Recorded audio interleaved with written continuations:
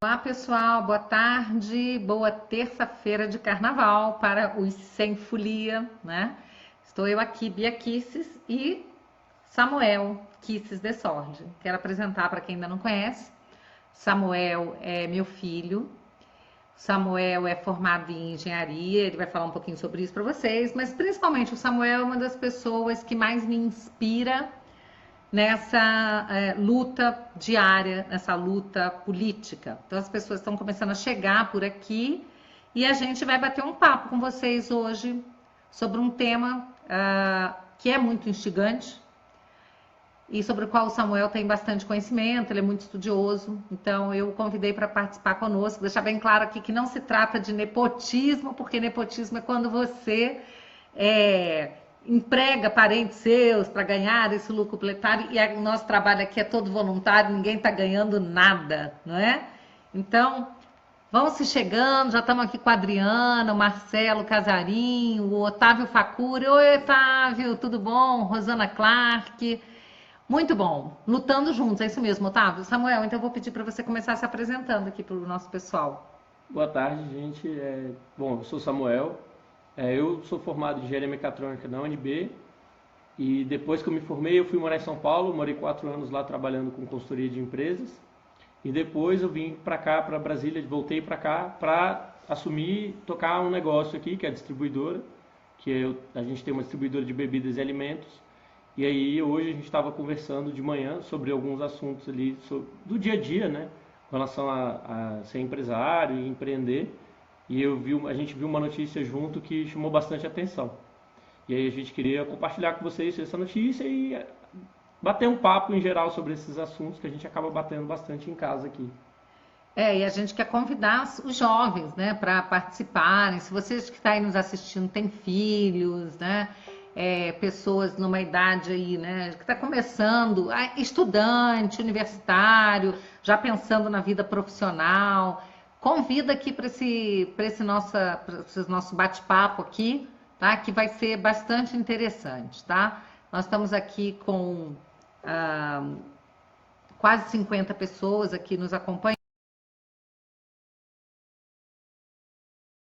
Primeira coisa que a gente quer falar, o Samuel me contou hoje, né, que tem um projeto de lei no Senado, que é a Lei 439 de 2015, né? Do senador Donizete. Esse aí eu já conheço. Depois eu vou falar um pouquinho de onde eu conheço para vocês. Mas eu queria que o Samuel falasse um pouquinho sobre essa lei. Samuel, explica para o pessoal aqui o que é esse projeto de lei que está tramitando no Senado. O relator é o Romero Jucá. E ele tem um impacto na vida dos empresários, né? Então, por isso queria que o Samuel falasse um pouquinho. Eu estava vendo hoje, né, algumas notícias e apareceu uma notícia falando desse projeto de lei, que é um projeto que a intenção é restringir para pessoas formadas no curso de administração.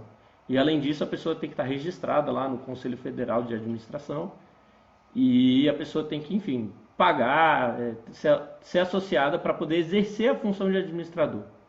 E o grande ponto, né, e aí quando eu vi essa notícia, falando na Startup SE, que é um canal de startups, o pessoal falando contra esse modelo, obviamente, porque o que acontece? A atividade de administração é uma atividade muito abrangente. Esse é o primeiro ponto.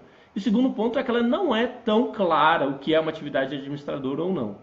E nessa lei ele coloca de forma bem clara o que ele considera atividade de administrador, e dentre eles está desenho de planos de negócio, desenho de orçamentos e diversas atividades em geral, como desenho de plano de remuneração, carreira e várias outras atividades. E nesse projeto, simplesmente o que a gente estava conversando é o seguinte: como que, primeiro, qual é a ordem prática de um negócio desse, né? Porque a maioria das empresas no Brasil é constituída por 1 ou 2 funcionários, né? Hoje no Brasil a maior parte das empresas é constituída de pessoas de baixa renda, né? A maior parte dos empresários são de baixa renda no Brasil. Até porque, né, Samuel, os empregos estão sumindo. E as pessoas não vão ficar sem fazer nada. As pessoas buscam empreender. E o número de pessoas também que estão à margem da lei, quer dizer, trabalhando no mercado chamado informal, é gigantesco no Brasil, exatamente porque não tem emprego. Num país com agora são 20 milhões de pessoas desempregadas, é natural que as pessoas empreendam, não é? Busquem empreender. Então, assim, o que assusta muito, né, quando você vê um projeto de lei desse tipo, primeiro é a própria intenção da lei, né, qual é o objetivo com uma lei dessas, né, que é basicamente restringir mercado para administradores, e assim, a gente fala muito sobre isso, muito respeito pelas pessoas que trabalham e são formadas nisso, mas quem diz que os administradores são os melhores em gestão de negócios, né? Que é uma coisa bem diferente de administração em geral. Vamos deixar bem claro que o meu outro filho, Guilherme, irmão do Samuel, é formado em administração de empresas, tá? Então a gente sabe bem do que a gente está falando. Nós não estamos aqui fazendo nada contra os administradores, falando nada contra administradores. O que a gente está falando é que essa lei, se for aprovada, ela vai trazer uma restrição de mercado que vai acabar até com qualquer pessoa que queira empreender, ter um negócio pequeno, né? Um negócio médio, que não tem condições de contratar administradores. É verdade. E assim, primeiro, o maior risco de uma lei dessa é basicamente, isso, assim, primeiro, qual é a ordem prática disso? As pessoas então vão ter que contratar administradores para abrir um negócio? Essa é a primeira pergunta que deve ser. E qual é o custo disso? Entendeu? E outra, por exemplo, a gente sabe que a maioria, que diversos grandes empresários hoje, no mundo inteiro, por exemplo, Bill Gates, Steve Jobs, eles nem formados são, em nada, absolutamente nada. Eles largaram a faculdade no meio e fundaram suas empresas e geraram um mercado bilionário, assim como várias outras. Abrem empresas de sucesso e não tem nem currículo, nem, vamos dizer, formação formal nenhuma, nenhum currículo. Então a gente não está falando nem aqui de engenheiro, administrador, advogado, médico, nada. Né? Pessoas que simplesmente viram um negócio e criaram um negócio. E assim, você vai falar que essas pessoas não têm competência para fazer isso? Né? Como é que uma lei pode definir quem tem competência para gerir um negócio, entende? Porque o negócio é algo muito abrangente. Todas as pessoas hoje vivem em negócio. O seu emprego é um negócio, né, que alguém está te contratando, você toca um negócio. Então, de uma forma geral, é muito complicado você querer definir quem pode, quem tem a capacidade através de uma regulação simplesmente. Então, isso daí foi o ponto, eu acho que chamou mais atenção. E o maior impacto disso, né, nas pessoas mais simples. Pessoas que não têm nem um ensino médio completo, que abrem empresas. Abrem uma empresa, isso. De fazer picolé, de repente. Não, qualquer empresa, padarias, cabeleireiros, vamos pegar nas regiões mais pobres, você tem um comércio super firme e forte, né? Onde a maioria das pessoas ali não tem nenhuma formação formal e tocam seus negócios. Então, assim, qual é a ordem prática de um negócio desse e a quem no final realmente interessa isso, que é o que é mais assustador? Vindo, né, de um senador do PT, né, uma proposta dessa, que a gente sabe que no final é mais um objetivo para que a própria federação consiga arrecadar mais dinheiro, basicamente, e poder multar as pessoas, e isso é uma outra coisa muito forte nesse projeto de lei, que são as sanções às pessoas e empresas que exercerem fora, né, no caso, na visão dele, ilegalmente, o trabalho de administrador. Entrei até aqui, tá, no PLS 439/2015, no site do Senado, tem assim, opine sobre esta matéria. Seria legal vocês depois lerem o projeto todo e opinarem, porque nós já temos aqui 47.981 pessoas opinaram que não deve passar, mas 46 mil pessoas, 328, disseram que sim, que apoiam esse projeto. Claro que essas 46 mil deve ter muita gente formada em administração, que está desempregado e que quer uma restrição aí do mercado. Eu acho mais importante, principalmente para o pessoal mais novo, que é recém-formado em administração, ou que faz o curso de administração, uma coisa muito importante é que, basicamente, né, esse tipo de restrição ela nunca é positiva e não é só para... não é uma questão só específica, por exemplo, para quem exerce. Ela é geral. Então, você vai minar a quantidade de empresas. Em ordem prática, é isso que vai acontecer. Em primeira instância, você vai ter menos empresas abrindo, porque você está aumentando a burocracia para se abrir uma empresa. E no Brasil essa burocracia já é gigante, gente. É gigante. Todo mundo sofre para abrir uma empresa e sofre mais ainda depois para fechar. Essa é que é a verdade. Eu nem sei, aqui não tem os dados de quanto tempo é necessário para se abrir uma empresa no Brasil, mas é um dos países mais burocráticos do mundo. É por volta de 180 dias, uma coisa assim. Para abrir, né? E tem países que em questão de uma semana você abre empresa, em 3 dias você abre uma empresa. Então aqui realmente o Brasil é uma coisa assim, estapafúrdia. Uma lei como essas, ela vem para prejudicar. Então, assim, a gente tem que entender, porque sempre, quando você olha a justificação da lei, sempre tem palavras bonitinhas, como se eles estivessem protegendo as pessoas, fazendo bem. Não estão. Perguntaram qual é o número do PL aí. É PL 439 de 2015, do senador Donizete Nogueira. Eu quero até falar para vocês que esse senador, eu conheci, viu, Otávio, se você estiver por aqui, quando eu participei daquela audiência pública da Smartmatic, né, que o Senado trouxe o Tarek Williams, sabe, que é o defensor del pueblo de la Venezuela, né, da Venezuela, não é defensor do povo coisa nenhuma.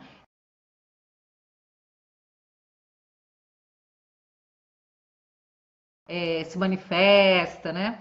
Aí o que acontece?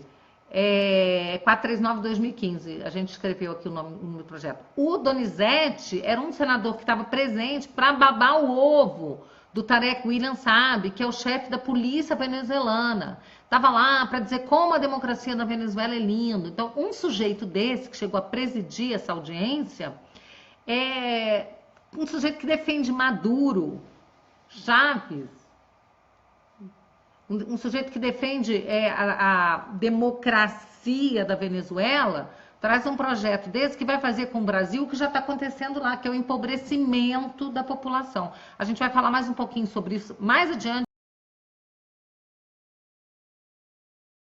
Então a gente pede que vocês entrem no site do Senado e quem tiver de acordo com o que a gente está falando, opine lá. Não, diga não a esse projeto, porque isso realmente não vai trazer benefícios. Pode até parecer que traz benefícios para as pessoas formadas em administração, mas o que vai fazer é fechar postos de trabalho até para os administradores, né, Samuel? Perguntaram aqui, alguém perguntou se esse projeto ele vai entrar em vigor e vai ser só para novas empresas ou empresas que já não, vale são para todas as tudo, empresas. Vale para tudo, não é só para nova empresa, não. Se ele passar, todo mundo que tiver uma empresa, por menor que seja, o Marcelo Bezerra também, mas aí é uma questão de internet, não tem muito o que a gente fazer, tá? Tem gente que está travado? Travou aí, pessoal?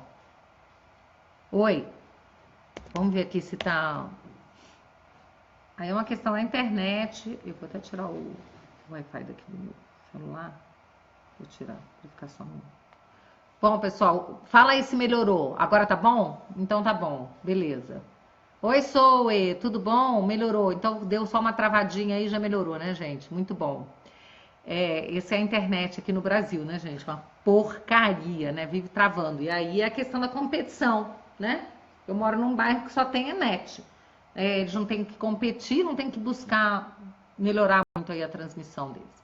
Bom, então a gente falou aqui desse projeto de lei, né? Vou pedir para vocês, tá travando de novo, oh meu Deus do céu, aí ficou difícil, hein, gente? O que a gente pode fazer, né? Deixa eu ver aqui como é que tá a nossa internet, tá aqui, tá até usando a da net mesmo aqui, pegou a da net. Bom, gente, vamos em frente. A gente tem outros assuntos para falar, além desse projeto de lei, né?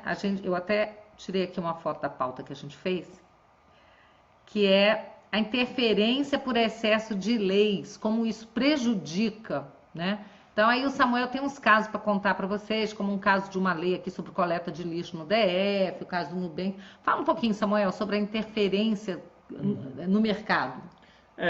Primeiro, essa lei aí, eu até não sei exatamente qual que é a lei federal, mas teve uma lei federal aprovada que teve a desobrigação da coleta de lixo, né, pelo serviço público de uma forma geral. E isso está sendo implementado e regulamentado em cada um dos estados de forma diferente.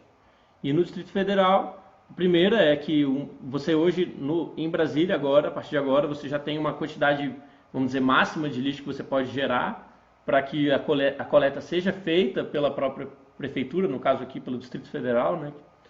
E eu sei que em outros estados isso também está acontecendo, mas aí chegou uma notícia para mim, que eu vou ser bem honesto que eu ainda não consegui parar para olhar com muito detalhe dessa notícia, mas que já o mercado já está conversando sobre isso, né? As associações já estão entrando em contato umas com as outras para entender mas que parece que vai, em Brasília especificamente, não existe nenhuma empresa de tratamento de descarte para garrafas.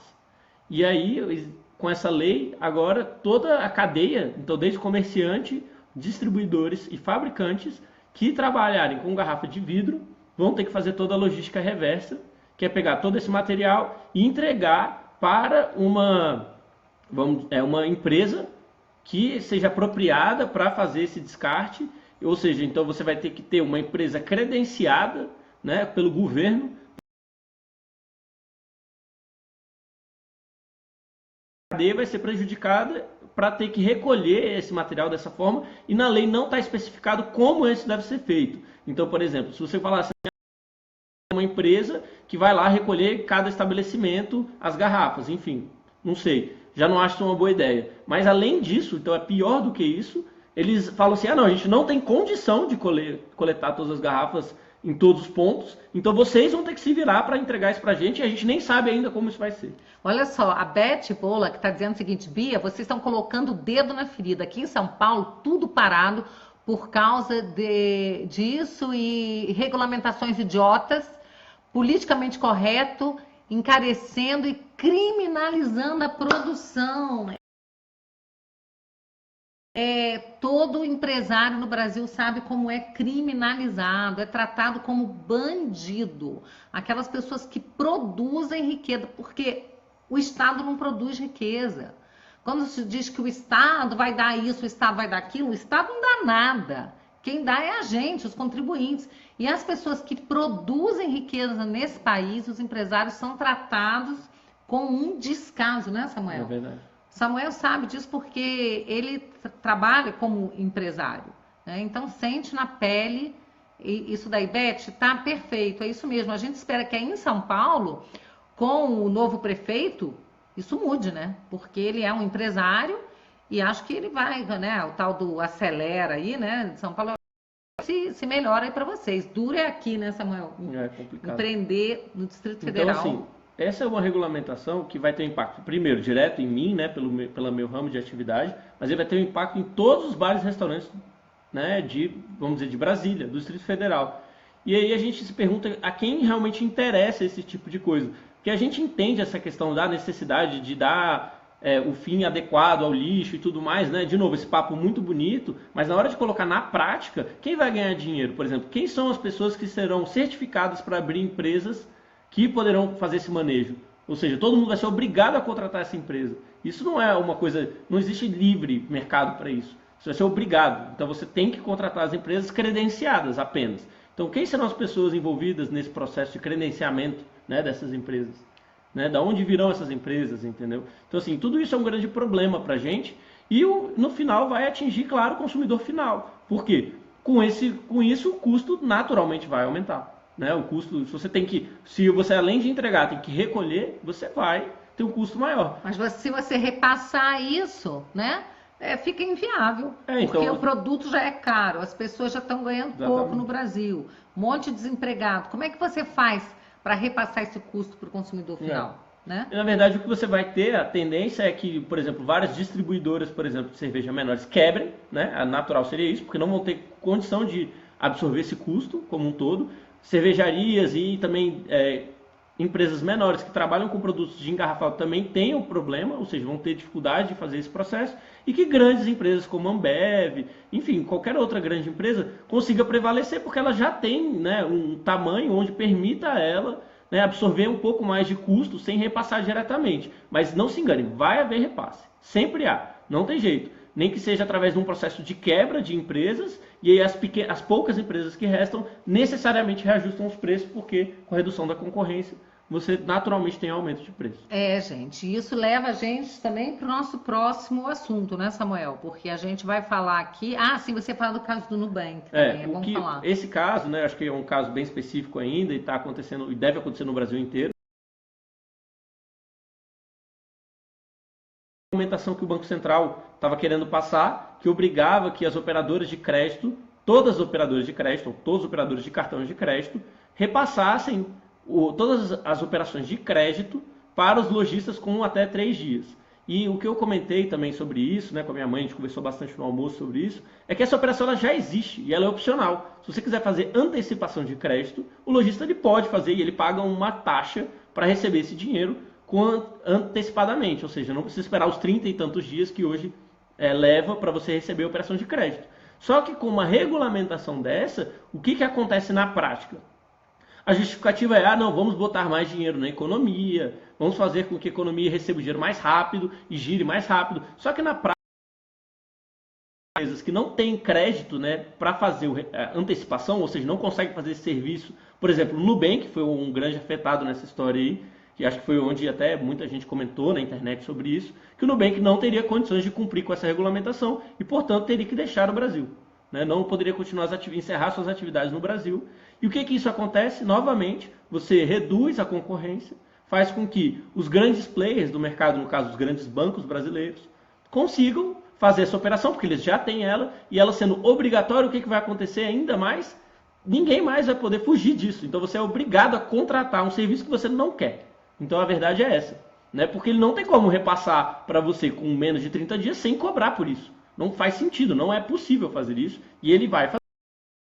E aí, então, isso é um ponto que, de novo, mostra como essas intervenções elas vêm com uma justificativa muito bonitinha. Ah, não, a população precisa do dinheiro mais rápido, mas no final ela vem com uma taxação muito maior. Então, o ônus é muito maior do que o bônus, né? Então, essa é a realidade que acontece. Bom, aí isso nos remete ao próximo tema da pauta, que é sistemas de oligarquia. Eu queria que o Samuel falasse um pouquinho sobre isso, tá? Uma coisa assim, né? Um caso que já é um pouco antigo. Um dia eu estava conversando com um pessoal numa empresa, quando eu estava fazendo consultoria, e aí eu vi as pessoas criticando, né? O capitalismo selvagem, imperialismo americano, enfim, essas coisas. E eu comecei a ouvir mais, né? Eu quis ouvir o que a pessoa tinha a dizer com relação a esse assunto.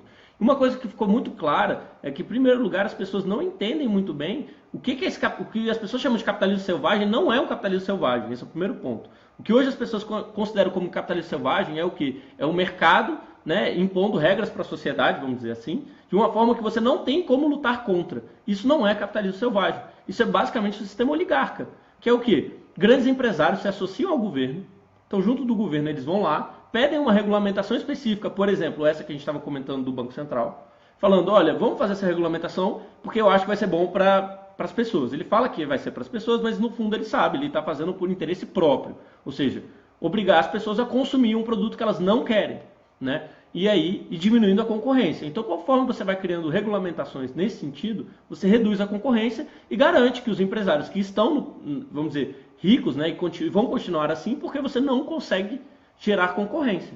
Então, esse é um processo oligárquico. Ele não é um processo capitalista. O que seria o capitalismo selvagem, né, seria nenhuma regulamentação do mercado, e com isso você frearia esse processo. Ah, vai acontecer? Vai acontecer. O monopólio, por exemplo, ele pode virtualmente acontecer num capitalismo selvagem? Pode acontecer. Mas o processo ele é interativo. Então, por exemplo, você no início do processo, várias empresas começam a prestar determinado serviço ou produto. E é que eles são melhores nesse produto ou serviço, vão se destacar e os outros vão diminuindo, vão quebrando. Porque é por competência, né?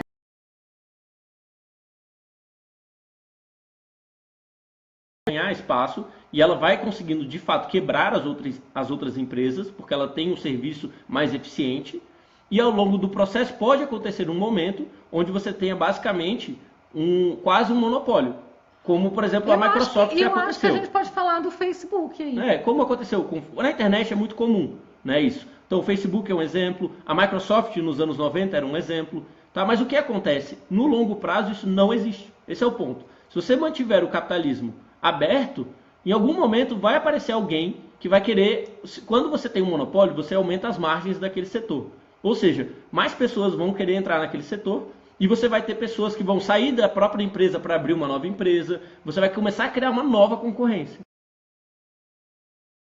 Que cria